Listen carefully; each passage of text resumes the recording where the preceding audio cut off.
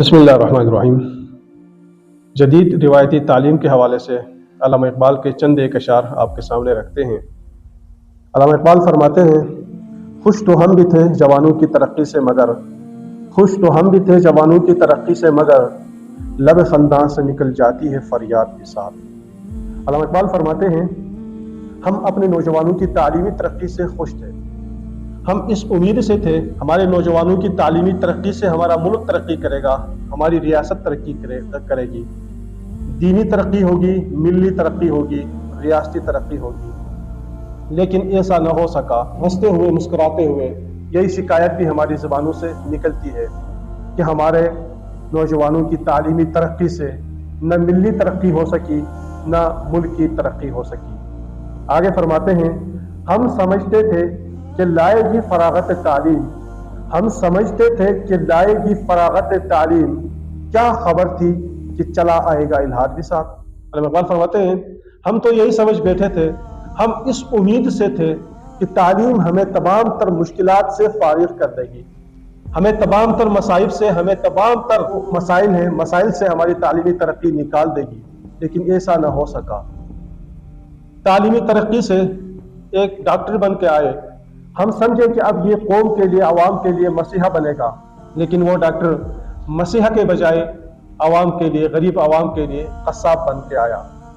Engineers आए, हम समझे कि इंजीनियर अब हमारे लिए रास्ते बना के देंगे, हमारे लिए रोड बना के देगा, लेकिन इंजीनियर इक़दार के लिए जेब कतरा बना और रोड बनाने के बजाय, रास्ते बनाने के बजाय वो रास्ते बिगाड़ने के सबब बने। इसी तरह हमारे इंजीनियर आए, हम समझे कि अब हमारा मुल्क तरक्की करेगा, हमारी ट्रेनें बिजली पे चलेंगी, हमारे बसें बिजली पे चलेंगी, हमारा किचन सिस्टम बिजली पे चलेगा।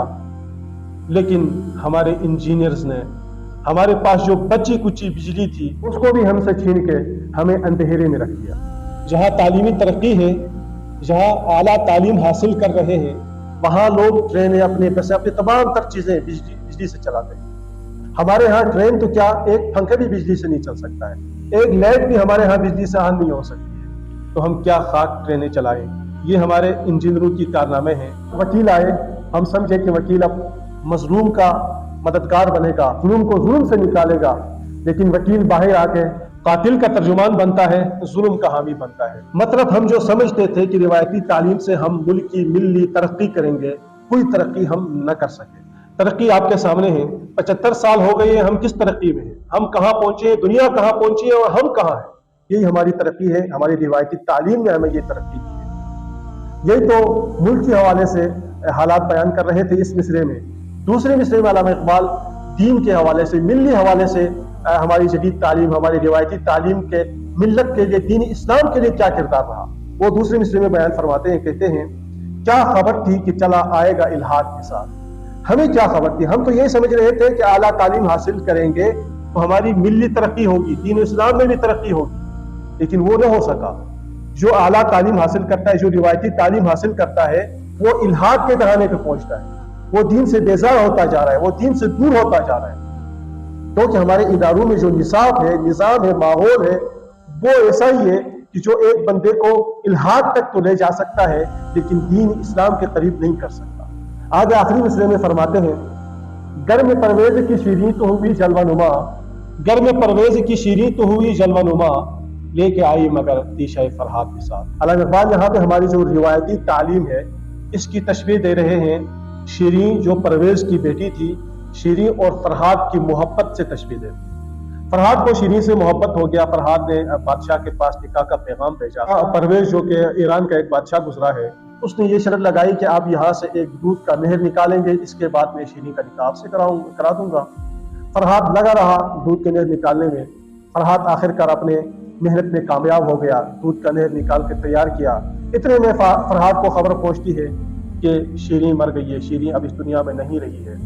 ये गम फरहाद नहीं सह सकता है, फरहाद तेशा उठा के खुदकशी कर जाता है। तो अल्लामा इकबाल ने फरहाद और शीरीं की तशबीह दी है रिवायती तालीम के साथ। तो मतलब ये रहेगा, मुल्क में रिवायती तालीम तो हुई जलवानुमा, मुल्क में रिवायती तालीम तो हुई जलवानुमा, लेके आई मगर तीशाए मुल्क व मिल्लत के साथ। यानी हमारे ब्यूरोक्रेट्स, ہماری عدلیہ جو یہ روایتی تعلیم حاصل کر کے عہدے پہ فائز ہوتے ہیں، کرسی پہ بیٹھتے ہیں، ان سے گویا کہتے ہیں کہ آپ کرسی پہ تو ہوئے جلوہ نما، مگر لے کے آئی مگر تیشہ فرحات کے ساتھ۔ آپ کے عہدے پہ جلوہ نمائی ملک و ملت کے لیے تیشہ خودکشی کا سامان بن گیا۔ گویا کہ علامہ اقبال 80-85 سال پہلے یہ پیشن گوئی دے چکے تھے۔ جب آپ عہدوں پہ جلوہ نما ہوں گے تو آپ کی یہ جلوہ نمائی ملک و ملت کے لیے خودکشی کا سامان بنے گی، جو کہ آج ہم سب دیکھ رہے ہیں۔ میرے محترم، میرے عزیزوں، گستاخی معاف، آپ کی یہ جلوہ نمائی، کرسی پہ جلوہ نمائی، عہدے پہ جلوہ نمائی، یہ ملک و ملت کے لیے خودکشی کا سامان بن گیا ہے۔ خدا را ہم ایک بار پھر سے اداروں سے، ذمہ داروں سے، جو ملک سے محبت کرنے والے ہیں، جو وطن عزیز سے محبت کرنے والے ہیں، ان سے ہم درخواست کرتے ہیں تعلیمی اداروں کے نصاب، نظام اور ماحول پہ نظر ثانی کریں، اس کو اسلامی ڈھانچے پہ ڈالیں، اس کے بعد دیکھیں کہ تعلیمی اداروں سے نکلنے والا انسان بن کے نکلتا ہے، ایک اچھا انسان، ایک اچھا مسلمان بن کے نکلتا ہے، یا کوئی درندہ بن کے نکلتا ہے۔ اس کے بعد آپ دیکھیں گے، ورنہ آپ جتنا بھی کوشش کریں، آپ کے تعلیمی اداروں سے کوئی انسان نکلنے والا نہیں ہے۔ جو بھی نکلے گا ایک کرپٹ، ایک چور اور ایک درندہ ہی نکلے گا، ایک قصاب ہی نکلے گا۔ پھر سے ہم یہ درخواست کرتے ہیں کہ اپنے نظام، نصاب اور ماحول پہ نظر ثانی کریں، اس کو درست کرنے کی کوشش کریں۔ شکریہ، السلام علیکم ورحمۃ اللہ۔